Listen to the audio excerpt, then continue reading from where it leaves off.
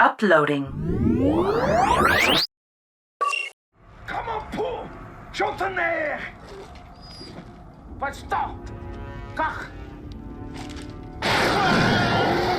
Perhaps one of the militaries with the vaguest description, and yet most vivid imagery when we analyze the entirety of the Trek franchise, is that of the Klingon Armed Services. Ironically, Klingon warriors and the vessels they serve on would be one of the very few militaries to not go through any drastic changes as the eras progressed in the Trek timeline. Indeed, the people and mentality of the Empire would change, but the way they conducted self-defense and war largely didn't. As I said, vague and yet hyper-specific. Let's just get into it. Gowron shall lead the council.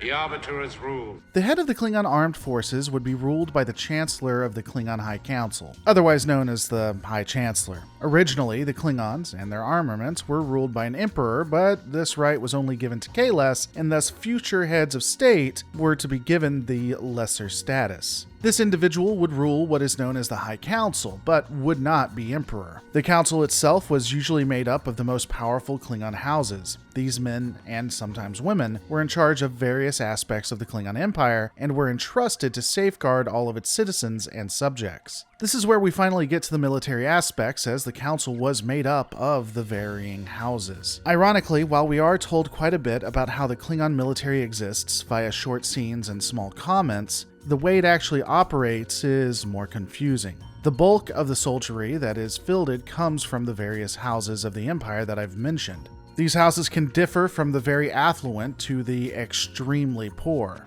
These forces are simultaneously under the command of the Chancellor and the heads of the individual houses themselves. It's a strange irony that what we gain via inference from Legacy Trek is basically solidified by Star Trek Discovery. During The Next Generation, Deep Space Nine, and Star Trek movie Generations, small glimpses appear to indicate the quality of the vessels is directly determined by the strength and the honor of the house who owns them. Indeed, in Star Trek Generations, the House of Duras apparently can only field a 50-year-old bird of prey, while other houses in Deep Space Nine have much newer and more advanced vessels. This is, as stated, made only more evident in Star Trek Discovery at the Battle of the Binary Stars. Klingon ships that were attacking Starfleet vessels at that point aren't even recognizable after years of the individual houses warring with each other and disunity within the Klingon government. This would change after the government was united and the houses began working together. All of this bolsters the idea that the various houses have their own shipyards that produce the vessels as well as maintain them. It certainly fits with what we see in the original series on television and in the movies, with Klingon captains appearing to have their own concerns and indeed acting more as marauders that causes all kinds of damages without a cohesive tie to the Klingon High Command. In fact, you could even argue that it supports the idea that a strong singular voice is needed to keep every house in line and thus all of the captains of those vessels in line.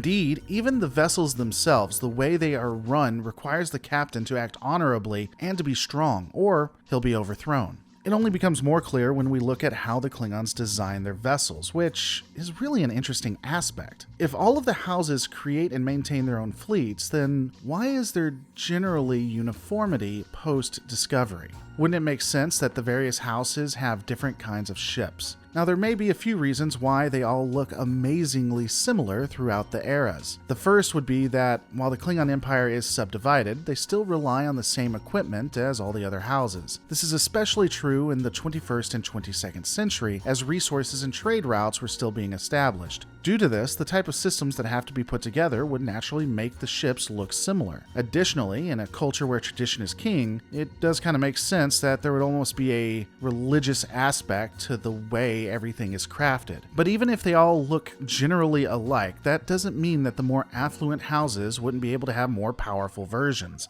Hell, this explains the differences in the bird of prey from the Cavort to the Burrell to the D-12.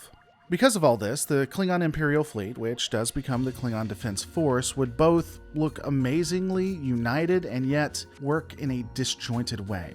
And all of that does present an interesting conundrum in the 24th century. As we see with the Vorcha and ultimately the Negvar, vessels do begin to differ from the original Klingon design and even mimic Starfleet compositions. Now this, of course, is in no way because the Klingons were ever a part of the Federation Council. No, that definitely didn't happen. But to be fair, we do know that there was a strong alliance between the United Federation of Planets and the Klingon Empire. So it is possible that Starfleet engineers and tactical officers began working with their Klingon counterparts. These new, advanced vessels would generally be seen with the more wealthy and well-to-do Klingon houses, as well as the Chancellor himself. Probably one of the most confusing times is that of the conflict leading up to and during the Dominion War. We know that the position of High Chancellor, and thus that as commander of the forces, is pretty precarious. If you appear weak, you can be challenged and overthrown. However, during the Dominion War, Martok, for a large part of it, and even Gowron, directly commands all of the fleets, and there's rarely any pushback. The families come together under the banner of Gowron and wage the honorable war they knew was right and just. As long as it seemed to stay that way. It didn't really have to be right, didn't really have to be just, it just had to feel it.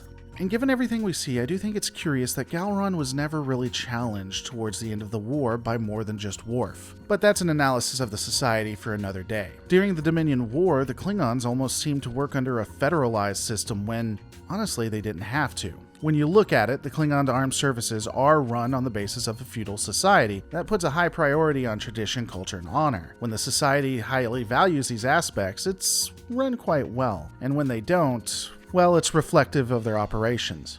And in my opinion, that's why the military often just seems pretty savage.